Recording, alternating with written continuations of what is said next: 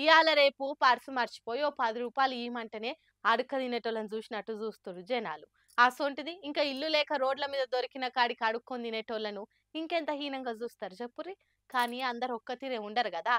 ఇల్లు లేక రోడ్డు మీద పడ్డ ఈ అమ్మకు ఈయన ఏకంగా అపార్ట్మెంటే గిఫ్ట్ ఇచ్చిండు. సాయం చేసే గుణం పెద్దదైతే ఎసోంటి సాయం చేయనీకనైనా ఏం కాడరట. రోడ్ల మీద కాలి కడుపుతో వస్తున్న కుక్కలనే పట్టించుకొని ఈ కాలంలా మనిషి ఆపదలుండంటే అసలు ఆదుకుంటుర్రా. కానీ గీనెన్ చూడుర్రి, 10 ఏండ్ల సంధి ఇల్లు లేక రోడ్ల మీద బతుకుతున్న గీమెకు ఈయన జిందగీలా ఎప్పుడు చూడని సర్ప్రైజ్ ఇచ్చిండు. ఇగో మొదలు ఆమె తానికి పోయి ఏదో కవర్ ఇచ్చి తెరువమన్నాడు. ఆమె చూసి ఏందిది అని అడిగితే నీకే ఇల్లు కొన్నా అన్నాడు. కథమిగ ఆనందం బాధ ఆపుకోలేక కంట తడిపెట్టింది. అటెనక కండ్లకు బట్టగట్టి ఆమె కోసం కొన్న ఇంటికి దొలకపోయిండు.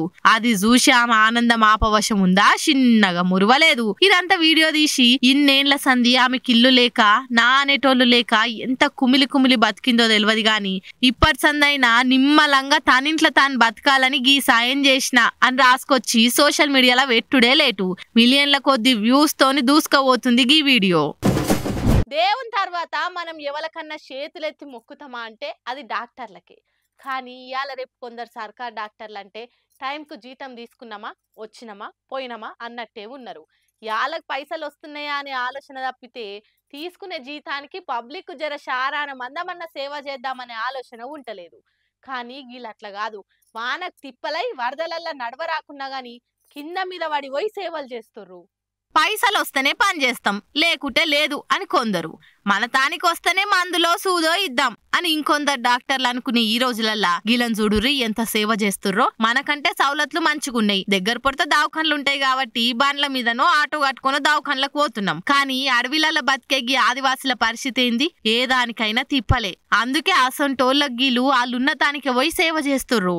కొమ్రంభీం ఆసిఫాబాద్ జిల్లా లొద్దిగూడకు రాన్ పోన్ తొవ్వ సాపలేక దవాఖాన్లకు రానికే తిప్పలు పడుతున్నోళ్ళ కొరకు గిట్ల చెట్లు పుట్టలు కాల్వలు దాటి నడుచుకుంటా పోయి మరి కడుపుతోటున్నోళ్లకు మందులు గోళీలు ఇచ్చొస్తుర్రు. అక్కడున్న జైనూర్ సర్కార్ డాక్టర్ అశోక్ సిబ్బంది. సర్కార్ కోలు అంటేనే పని చేయకుండా ఉత్తగొచ్చే సొమ్మని చూసే రోజులల్లా గిట్ల వాళ్ళకి శాత కాకుండా దగ్గర దాకా పోయి సేవ చేసేటోళ్లను గీళ్ళని చూస్తున్నాం. గిసోంటి డాక్టర్లను చూసినప్పుడే 2 చేతులు జోడించి దండం పెట్టాలనిపిస్తది. మంచి మనసున్న డాక్టర్లు ఉన్నట్టుర్రు అనుకుంటా మెచ్చుకుంటుర్రు గీ ముచ్చటేరుకైనోళ్ళంతా.